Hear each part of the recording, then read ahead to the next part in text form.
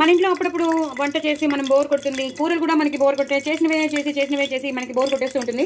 So అలాంటి టైంలో మనం హ్యాపీగా చేసుకునే కూర ఏదైనా ఉంది అంటే ఆనియన్ ఫ్రై విత్ కొంచెం లీఫీ వెజిటబుల్స్ కలిపేసి, నేను ఆవాలు, జీలకర్ర, ఎండుమిరపకాయలు, అలాగే మినపప్పు, శనగపప్పు వేసాను, అలాగే వెల్లుల్లిపాయలు కూడా వేస్తున్నాను.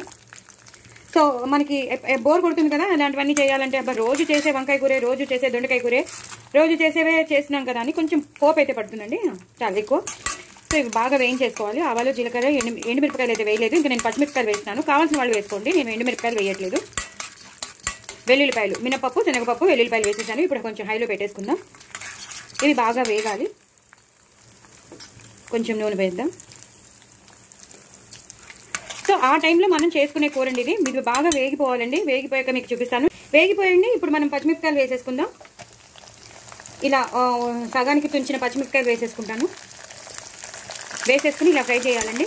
కొంచెం పసుపు వేసేసుకుందాం, అలాగే కొంచెం ఇంగు వేసేసుకుందాం. ఇంగు కూడా కొంచెం పడుతుంది. ఇవి బాగా మళ్ళీ వేగాలి. ఈ మినపప్పు, శనగపప్పు పోపులో ఈ పచ్చిమిరపకాయలు అనేది బాగా వేగాలి. వేగాక మీకు మళ్ళీ చూపిస్తాను. పచ్చిమిరపకాయలు కూడా బాగా వేగిపోయండి. ఇప్పుడు మనం సన్నగా తరిగి పెట్టుకున్న ఎక్కువ ఉల్లిపాయలు, చాలా పొడవుగా సన్నగా తరిగి పెట్టుకున్న ఉల్లిపాయలు వేసేసుకోవాలి.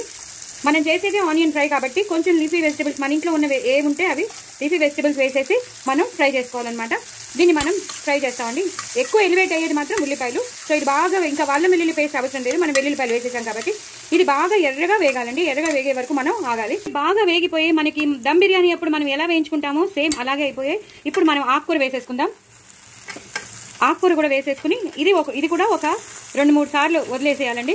ఇవి బాగా వేగాక మళ్ళీ మీకు చూపిస్తాను. ఇంతకీ ఏ ఆకుకూర అనుకుంటున్నారా? నేను పొనగంటి బచ్చల కూర వేసేసాను. మా ఇంట్లో పెంచుకుంటున్న పొనగంటిను బచ్చల కూర వేసానండి. మీ ఇంట్లో తోటకూర కానీ, గోంగూర కానీ, లేదా పాలకూర కానీ, చుక్కకూర కానీ, ఏ ఆకుకూర, మునగాకు కానీ, ఏ ఆకుకూర ఉంటే ఆకుకూర. అలానే ఎక్కువ ఆకుకూర కూడా వేసుకోకూడదండి. మనం ఎలివేట్ చేసేది ఉల్లిపాయలు కాబట్టి కొంచెం తక్కువ క్వాంటిటీలో ఆకుకూర వేసుకోవాలి. మనకు ఆ గ్రీనిష్గా కనిపించడానికి, కొంచెం ఆ ఫ్లేవర్స్ రావడానికి తప్ప.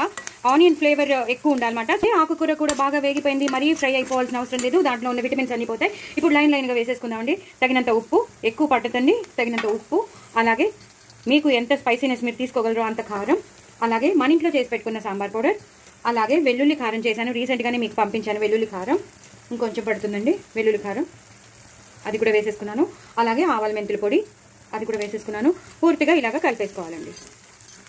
పూర్తిగా ఇలా కలిపేసుకుని ఒక 2 నిమిషాలు వదిలేయాలి.